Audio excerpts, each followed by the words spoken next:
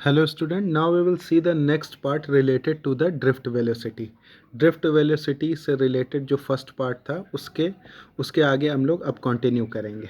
ठीक है, तो अब हम लोग नेक्स्ट पार्ट में ये देखेंगे कि ये एक कॉपर रॉड है या आयरन रॉड है। ठीक है, जो कि हमने पहले बता दिया था कि इसके ऊपर क्या होगा, फ्री इलेक्ट्रॉन होगा और यहाँ पर क्या होगा, हर जगह पे क्या होंगे, पॉजिटिव आयन होंगे जिनकी पोजीशन जो होगी वो फिक्स होगी। बट अब हमने इस रॉड को किससे कनेक्ट कर दिया है, हमने पोटेंशियल V से कनेक्ट कर दिया है। ठीक है, तो अब यहाँ पर क्या हो जाएगा, चूंकि हमने पोटेंशियल से कनेक्ट कर दिया है इस रॉड को, तो यहाँ पर एक इलेक्ट्रिक फील्ड जनरेट हो जाएगी।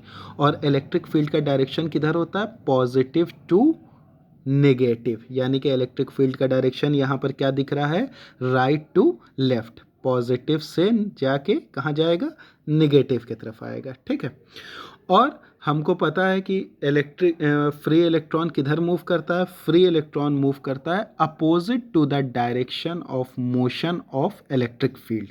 अगर electric field right to left move कर रही है तो फ्री इलेक्ट्रॉन किधर मूव करेगा, लेफ्ट टू राइट मूव करेगा। ठीक है, तो अब जब हमने यहाँ पर एक पोटेंशियल को कनेक्ट कर दिया है, तो पोटेंशियल कनेक्ट होने की वजह से क्या हो गया कि ये जो इलेक्ट्रॉन है इसके ऊपर एक फोर्स लगने लगा। ठीक है, और ये एक्सेलरेटेड हो गया, और जब ये एक्सेलरेटेड हुआ तो इसके ऊपर एक फोर्स लगा और इस फोर्स के वजह से जो है इलेक्ट्रॉन मूव किया। तो जब ये मूव किया तो फिर वही सिचुएशन हो गई, रास्ते में इसको पॉजिटिव आयन मिले, उनसे कोलिजन हुआ, स्पीड ऑलमोस्ट ज़ीरो हो गई। फिर इसने एक्सेलरेट हुआ ये, फिर इसने स्पीड अटेन की, फिर कोलिजन हो गया पॉजिटिव आयन से, फिर स्पीड ज़ीरो हो गई। इसी तरीके से बहुत ज़्यादा कोलिजन हुआ, बट एक कांस्टेंट एक्सेलरेशन इसके वजह से, पोटेंशियल चूंकि हमने लगा दिया, तो पोटेंशियल लगने के वजह से जो एक कांस्टेंट फोर्स जो है इसके ऊपर, इलेक्ट्रॉन के ऊपर लग रहा है। पहले के केस में क्या था, इलेक्ट्रॉन के ऊपर सिर्फ थर्मल एनर्जी थी जो कि काइनेटिक एनर्जी में कन्वर्ट हो रही थी, तो इलेक्ट्रॉन मूव कर रहा था। यहाँ पे थर्मल एनर्जी तो है ही है, बट उसके अलावा क्या है, ये पोटेंशियल भी तो है जो हमने अलग से लगाया है, किसी सेल या बैटरी के थ्रू जो हमने पोटेंशियल दिया।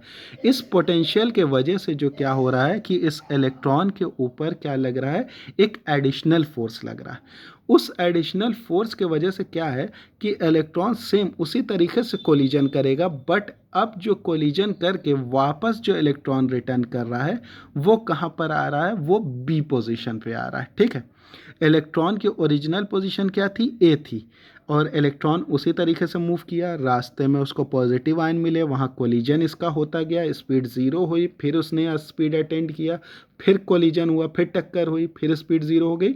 बट इस बार जो है इलेक्ट्रॉन वो कहाँ पे पहुँचा, बी पोजीशन पर पहुंचा। और इसके पहले जब हमने पोटेंशियल नहीं लगाया था, सिर्फ थर्मल एनर्जी की वजह से इलेक्ट्रॉन मूव कर रहा था, तो उसमें क्या हो रहा था कि वो ए पोजीशन से चल रहा था और घूम के फिर ऑलमोस्ट ए ही पोजीशन पे आ जा रहा था।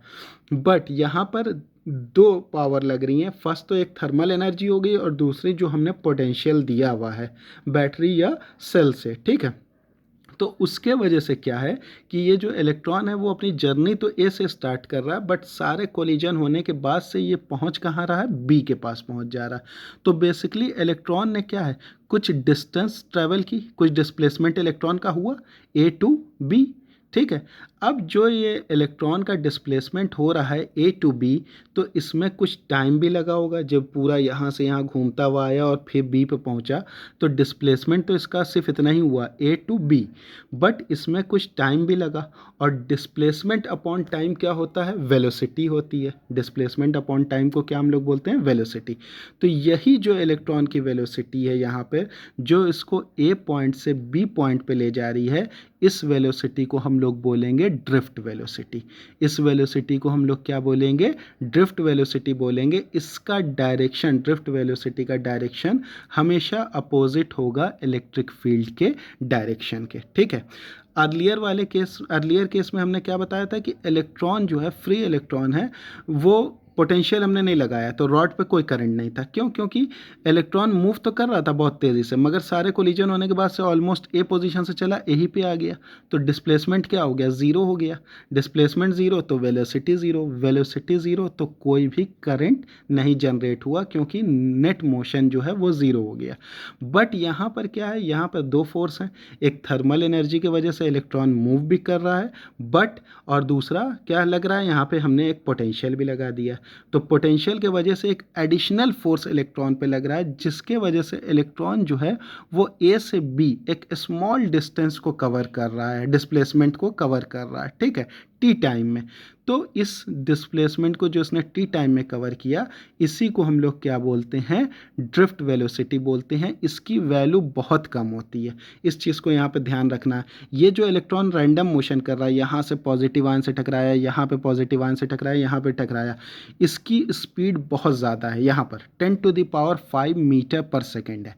बट जो इलेक्ट्रॉन का नेट डिस्प्लेसमेंट हो रहा है ए टू बी पोजीशन पे, ये बहुत कम है, तो इसकी जो वेलोसिटी हुई, ड्रिफ्ट वेलोसिटी हुई, वो बहुत कम होती है। इसकी वैल्यू होती है मिलीमीटर पर सेकेंड में, ठीक है।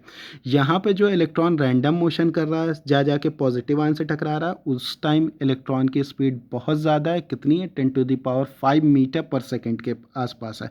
बट जो इलेक्ट्रॉन का नेट डिस्प्लेसमेंट हो रहा है ए पॉइंट से बी पॉइंट पर, वो बहुत कम डिस्प्लेसमेंट है, और इस टाइम जो है जो इसकी ड्रिफ्ट वेलोसिटी डेवलप हुई है, उसकी वैल्यू जो है वो बहुत कम हो गई है, वो मिलीमीटर पर सेकेंड में होती है, ठीक है।